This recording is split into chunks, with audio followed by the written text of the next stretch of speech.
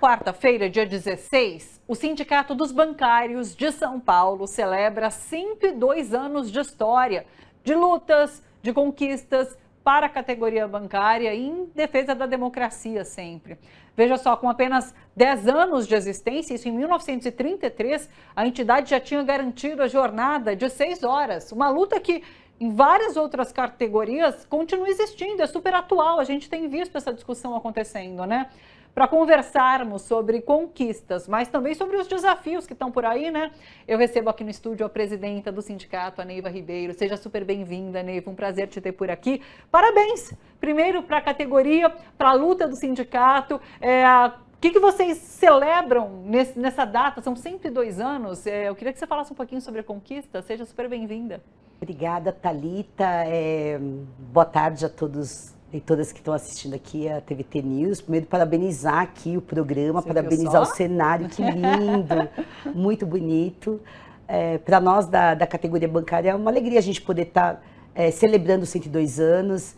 A gente, toda vez que a gente faz aniversário, pelo menos desde os últimos dos 90 anos, a gente gosta de trazer história para conversar com a categoria e falar de onde que veio o sindicato, falar da história do sindicalismo, da luta, das lideranças que vieram antes de nós, para falar que é um sindicato que está sempre em defesa da democracia, que já passou por 5 intervenções, que ao longo da sua gestão sempre lutou contra a ditadura, que lutou para que as mulheres tivessem direitos iguais, para que as mulheres tivessem salário igual.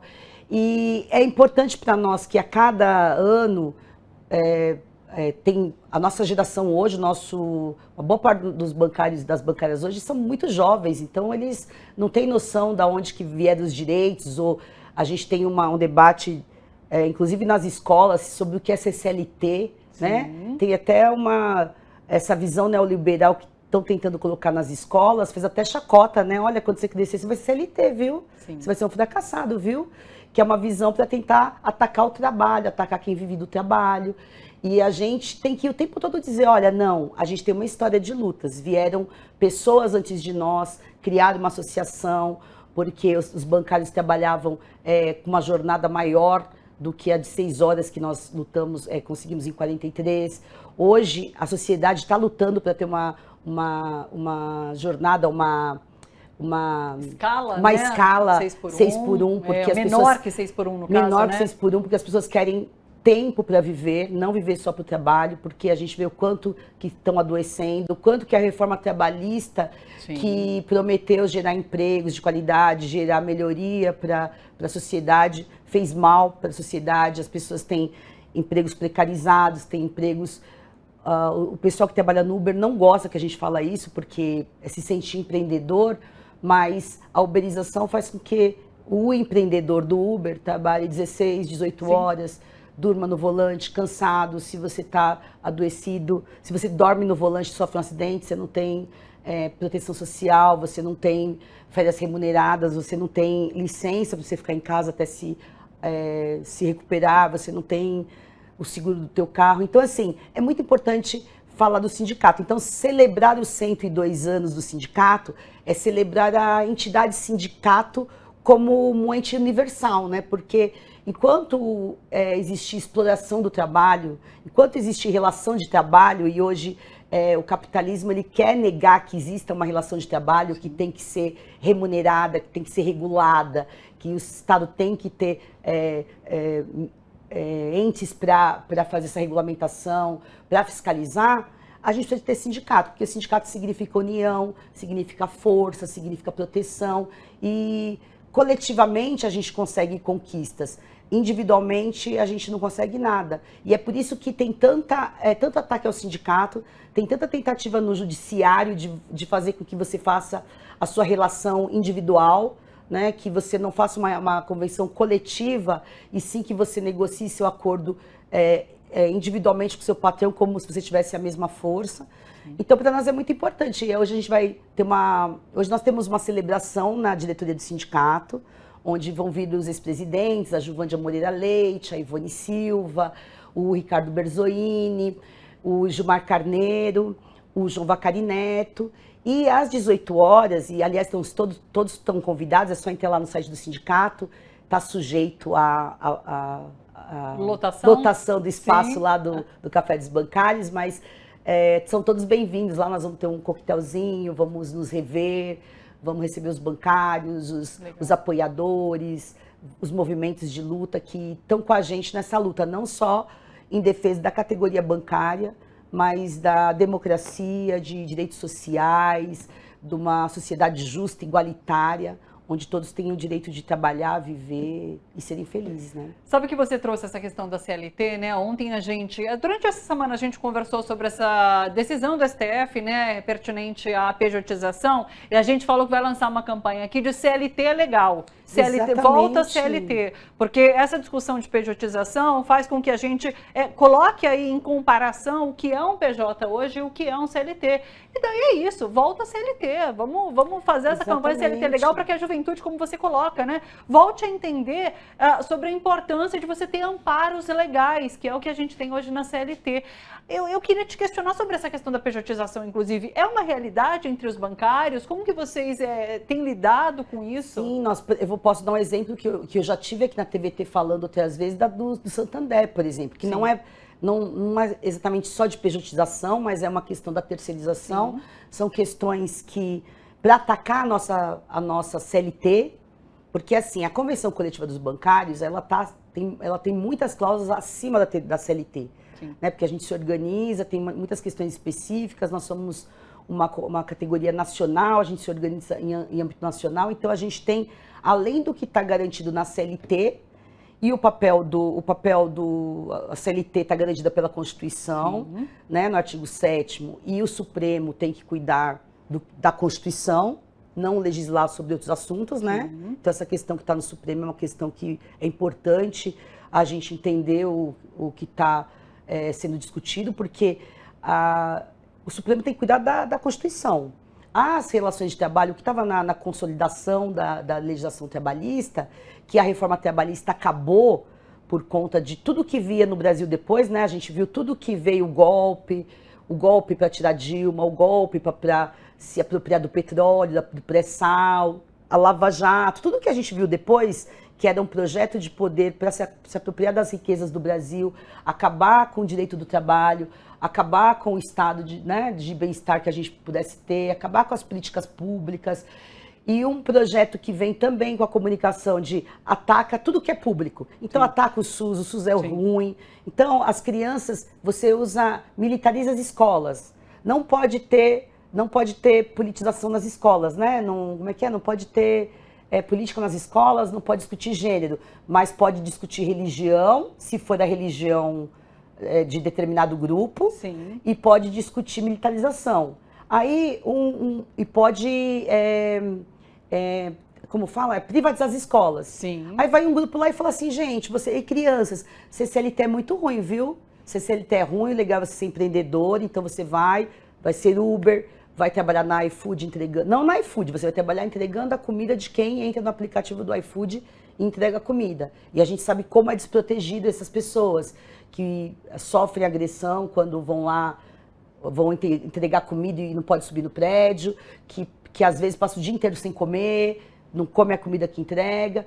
Então, é toda uma lógica para fazer com que os trabalhadores, quem vive do trabalho, sim, ache que CLT é ruim, porque você cumpre horário, porque os empresários que são maus empresários não pagam os direitos trabalhistas, porque sim, você tem que recorrer à Justiça do Trabalho, porque esse grupo de empresários construíram essa reforma trabalhista e previdenciária para tirar o Estado de cuidar das políticas públicas. Então, deixou todo mundo numa situação de precarização e fala, então, mas a culpa é da CLT, viu? Não é. Tem que ter, sim, trabalho decente para todo mundo, tem que ter jornada de trabalho decente para as pessoas trabalharem. O Estado tem que regulamentar, sim, essa jornada. Os empresários têm que prestar conta, têm que sim, pagar impostos, sim, têm que cumprir as leis. E o Judiciário, o Supremo, ele tem que zelar pela Constituição. Sim. Então, cada poder tem que cuidar da sua parte, né?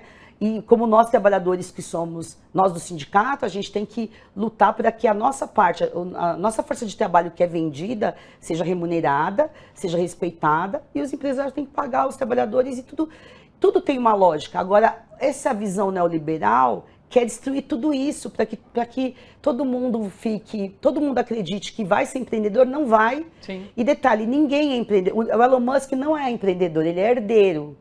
Né? Eu costumo dizer para o pessoal assim, se você não vive do seu trabalho, se você vive do seu trabalho, você precisa de uma proteção. Pode ser CLT, pode ser um acordo feito coletivamente, porque individualmente você não tem força. Sim. E se você não é herdeiro, você vive do trabalho. Sim. Porque o Elon Musk é herdeiro. Ele não tem, as mesmas 24 horas nossas, não é 24 horas dele. Ele já nasceu trilhardário.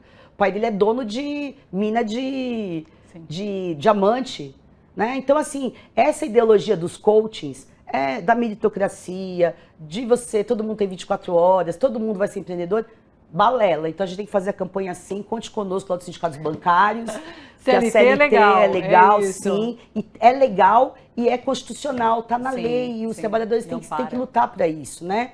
Para mostrar que essa reforma trabalhista foi péssima, não trouxe emprego, só ajudou maus empresários a se estabelecerem, não ajudou a concorrência, porque os grandes grupos engolem os pequenos empresários. Sim. Então a gente tem que rever tudo isso. Perfeito. Você fala sobre o trabalhador, né? Quem é o trabalhador hoje? Conversava agora com o Dom Ernesto sobre isso. Esse trabalhador é qualquer um que vive dessa força de trabalho, que recebe remuneração por conta disso. Então é isso, somos todos nós e a grande parcela da sociedade. Então a gente precisa se entender como trabalhador e diante disso, é claro, lutar por direitos e ir atrás do sindicato, acho muito importante. E mesmo que você tenha um pequeno comércio, uma pequena, você não é herdeiro, você precisa você não deixa de ser trabalhador. Proteção social, claro, você tem que ter, você tem que apoiar que quem ganhe mais acima de 1 milhão por mês pague impostos, porque os grandes super ricos não pagam impostos. Você na sua venda, no seu comércio, no seu empreendedorismo, você paga, e grandes acionistas, grandes especuladores não pagam. Sim. Então você vive do seu trabalho. Você não herdou, não é a terceira geração de herdeiros de uma família. É isso, tem que entender. Isso, minimamente justiça, né? É isso que se pede. Eu queria falar sobre vitórias e conquistas que vocês tiveram nesse último tempo, e principalmente relacionadas a gênero, porque vocês conquistaram muito nesse quesito, né? Eu queria que você falasse um pouco sobre.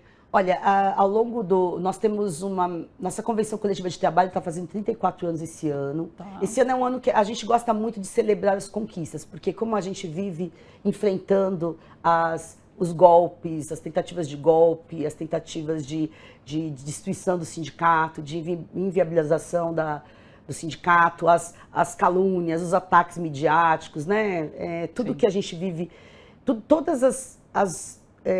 tudo que se faz para tentar desmobilizar os trabalhadores de se unir e lutar por direitos, né? Então, toda vez que a gente tem uma conquista, a gente celebra muito. E a gente celebra muito a história. Então, nós vamos fazer 34 anos da nossa Convenção Coletiva Nacional, que é uma convenção coletiva que veio após a ditadura, após uma grande greve que também está fazendo 40 anos esse ano. Foi uma greve que reuniu 700 mil bancários no Brasil, que ela foi que conseguiu fazer essa unidade dos trabalhadores bancários para fazer a Comando Nacional dos Bancários. E a gente tem uma mesa de igualdade de oportunidades, que também faz 24 anos esse ano. E nessa mesa a gente começou a discutir, levou para a mesa que é importante discutir a desigualdade salarial entre homens e mulheres, que a gente sabe que isso é uma coisa estrutural, tem a ver com a divisão sexual do trabalho, tem a ver como a sociedade hierarquiza e divide os espaços de homens e mulheres. Então as mulheres estão sempre na parte dos cuidados e os homens estão nos lugares produtivos, onde ganham mais. E essa é uma luta já de 20 e poucos anos, a gente discute, mostra com dados, já fizemos 3 censos junto com a FENABAN, que a gente está ganhando menos, que não está nos espaços de poder, não está nas presidências dos bancos. E recentemente a gente trouxe uma pauta que nós não estamos no espaço de TI, né? A cada 10, está aumentando o número, a participação de bancários nos espaços de TI, né? De 2013 para 2023 aumentou de 5 para 15, E por conta da pandemia, por conta do avanço tecnológico, e as mulheres baixaram de 30 para 25. De cada 10 bancários na área de TI, 2,5, 3 são mulheres. Por quê? As mulheres não permanecem, né? Tem relatórios aí dos próprios bancos que dizem que as mulheres na tecnologia, depois do primeiro filho, elas não voltam mais para o mercado. Então a gente começou a cobrar que os bancos investissem em tecnologia, porque tecnologia é o trabalho do futuro, investissem em trazer mais mulheres, e temos uma mesa lá. E dessa última campanha nossa, a gente conseguiu, junto com a FENABAN, 3.100 bolsas na área de ingresso, de iniciação tecnológica. Já teve a primeira inscrição, agora foram 1.000 bolsas, que são mulheres que é aberto para a sociedade, então a prioridade são mulheres mães solos, mulheres negras, situação de vulnerabilidade, vão começar a entrar nessa área para fazer o primeiro site, para programar. Tem 100 bolsas para as mulheres que já estão na área de tecnologia e querem avançar na carreira. Sim. Então, esse é um projeto piloto. Nós levamos lá para o Ministério das Mulheres, inclusive, para a ministra Cida, para ela também apoiar um projeto que o governo federal vai fazer, que chama Asas para o Futuro, que tem a mesma linha, só que aí vão ter bolsas para as mulheres. Apoiar e replicar, né? Isso que é importante. E a gente tem uma série de outras pautas, por exemplo, como combate à violência, a gente tem o projeto Basta, a gente tem algumas mesas que discutem como trazer os homens para discutir o combate à violência de gênero, porque se a gente não conseguir convencer os homens que a violência de gênero é um problema que afeta as mulheres, afeta as meninas, nós não conseguimos resolver isso, mas também trouxemos os bancos para a mesa para que eles ajudem a, por exemplo, ajudar uma mulher que precisa de sair de casa porque o poder público falhou e se ela não mudar vai morrer, porque o feminicídio é muito alto, então a gente conseguisse mesa, ou precisa de um empréstimo para mudar de vida. Então a gente tem uma série de avanços nessa área. Não são suficientes, mas são avanços na área do assédio moral, assédio sexual, na área de tecnologia, na inclusão de negros e negras, e principalmente em colocar o debate, porque teve momentos, como no Temer e no Bolsonaro, que nós não poderíamos nem falar dessas coisas. E nós sabemos que estamos num momento na sociedade hoje que esses temas são temas que são considerados temas de costumes, que não são importantes, mas são importantíssimos porque os trabalhadores têm sexo, eles têm diversidade, e não é só questão econômica, eles precisam de ser respeitados na sua integralidade. Então é muito importante para nós ter essas mesas. Perfeito. Parabéns a você, ao sindicato, aos trabalhadores, a todos, viu? E eu espero você lá mais tarde, 18 horas, para brindar com a gente os nossos 102 anos. Você, a equipe da TVT, estão todos convidados. 102 anos. Parabéns, Neiva, muito obrigada por ter vindo aqui nessa nossa estreia também de Casa Nova, viu? Seja sempre bem-vinda. Volta aqui para a gente atualizar sempre os trabalhadores sobre as lutas do sindicato. Obrigada.